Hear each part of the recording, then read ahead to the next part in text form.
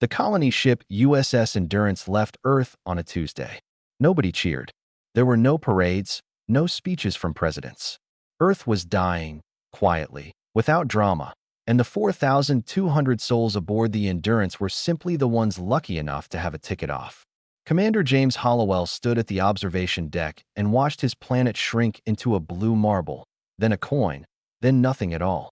He pressed one hand against the cold glass. 300 years, he said to nobody. That's what they told us. 300 years to Kepler, 452b. He had volunteered to be frozen, like most of the crew. But someone had to stay awake for the first watch. Someone had to make sure the ship didn't die while humanity slept inside it.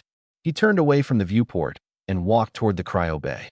For 1,199 people lay silent in their glass coffins, frost curling gently on their eyelashes.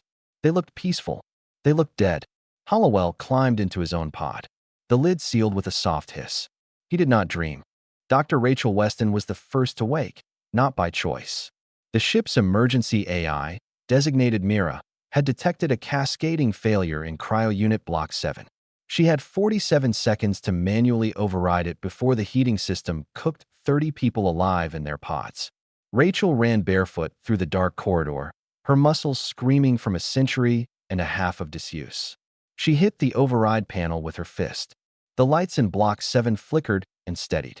30 people kept breathing. 30 people never knew how close they came. She sat on the floor, gasping, and Mira's calm voice filled the hall. Malfunction contained, Dr. Weston. You may return to cryo-sleep. Mira, Rachel whispered. How many times has this happened while we were asleep? A pause, too long for a machine that calculated at light speed. 11 times, Dr. Weston. Rachel stared at the ceiling. Stars slid past the portholes, indifferent and ancient. 11 emergencies. 11 times the ship had saved itself, or failed to, and simply absorbed the loss. She pulled up the crew manifest. 43 names had a quiet red mark beside them. 43 people who hadn't made it past year 100.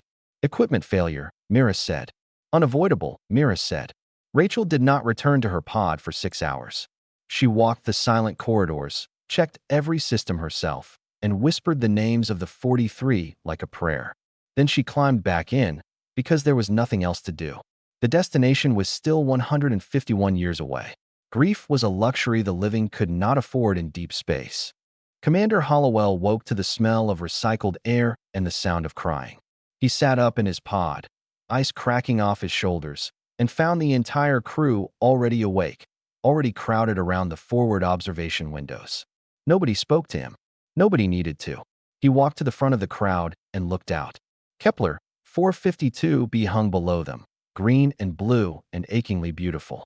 Oceans, clouds, land masses thick with what could only be forest. It was everything the scientists had promised. It was paradise, and it was already inhabited. Enormous structures, geometric, deliberate, impossible, covered the northern continent. Lights blinked in patterns from the surface. A signal, directed at the Endurance. Directed at them, specifically. Mira translated it in 12 seconds. Message reads, "We have been waiting. We watched you leave.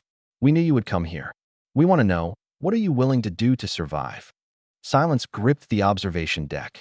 4,157 survivors, the living remainder of humanity's great gamble, stood shoulder to shoulder and looked at a world that was not empty, at aliens who had been watching Earth die for centuries, at a question that had no safe answer.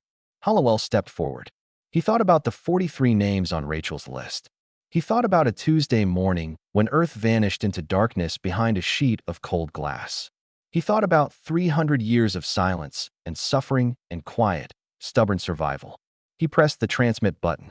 "My name is Commander James Hollowell of the United States ship Endurance," he said, his voice steady as iron.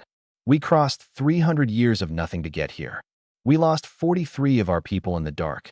We fixed what broke with our bare hands, and we kept each other alive when every law of physics told us to die." He paused. The ship hummed around him, patient, ancient, faithful. That is what we are willing to do. The signal from the surface stopped. Then, slowly, the lights on the northern continent shifted, rearranging, brightening, forming a single, unmistakable shape visible from orbit. An open door.